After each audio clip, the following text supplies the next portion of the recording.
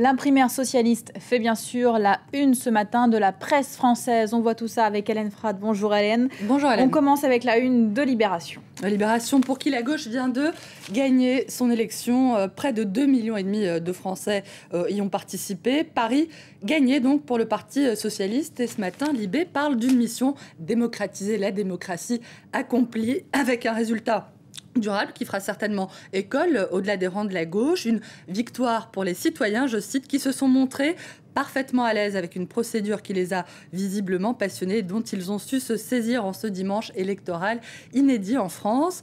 Pour l'humanité, cette participation élevée atteste certes d'un appétit de politique au sein de l'électorat de gauche, mais surtout de la profondeur du rejet de Nicolas Sarkozy, l'envie de tourner cette page au plus vite. Mission accomplie donc pour les socialistes, avec ce résultat plus serré que prévu, et ça c'est la première surprise. Un duel Hollande-Aubry pour le deuxième tour qui est à la une ce matin du Parisien. Hollande arrive en tête, 39% des voix, face à Martine Aubry, 31%. Deux profils très différents, écrit le Parisien, qui évoque d'un côté l'homme affable, maniant l'humour avec dextérité, de l'autre la femme aussi austère en public qu'elle peut être généreuse en privé. Deux candidats que tout séparait en apparence. Aubry serait plus à gauche, Hollande plus modéré, mais en réalité ce sont deux profils qui se sont très souvent croisés. Ils ont tous deux appartenu à la direction du PS, tous deux sont pro-européens, réformistes et partisans d'une économie de marché plus juste qu'elle ne l'est. Alors une finale, oui, mais entre deux adversaires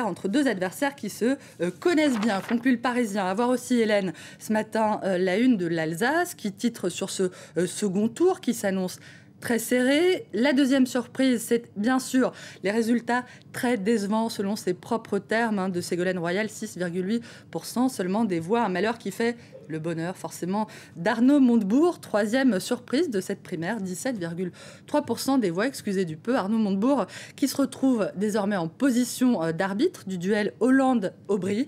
À voir à la une du Bourguignon, le bien public, avec une image du député de Saône-et-Loire. Tout sourire, c'était hier. Sur ces terres, Arnaud Montebourg, le nouvel homme fort, l'arbitre qu'on retrouve également à la une de 20 minutes ce matin et dont les électeurs, d'après la Charente Libre, ont envoyé un signal clair aux deux finalistes. Le candidat socialiste devra pencher vers la gauche, de la gauche, et non tenter de rassembler jusqu'au centre et aux gaullistes sociaux, comme l'envisageait Ségolène Royal. Un tropisme à gauche qui pourrait davantage profiter à Martine Aubry qu'à son rival François Hollande. Martine Aubry, Arnaud Montebourg, François Hollande. C'est à la une également du Figaro qui revient sur la façon dont l'UMP essaye de minimiser le succès socialiste. Jean-François Copé, notamment, on l'a entendu, a dit que seuls 4 Français sur 100 étaient allés voter. Le Figaro qui évoque aussi les risques de grand déballage chez les socialistes entre les deux tours. Un risque sur lequel revient également Sud-Ouest, avec une semaine qui parle d'une semaine à venir pendant laquelle les deux prétendants, Martine Aubry et François Hollande, vont être obligés de radicaliser leurs arguments. Une semaine qui risque de ne pas ressembler à la suave et civile première partie à laquelle nous avons assisté. Tout le pari du Parti socialiste est désormais de ne pas aggraver les fractures et les scissions qui, fatalement, vont désormais apparaître au grand jour, affirmant la thèse du parti uni derrière un seul candidat. Fin de citation, Hélène. Merci beaucoup. C'était la revue de presse française.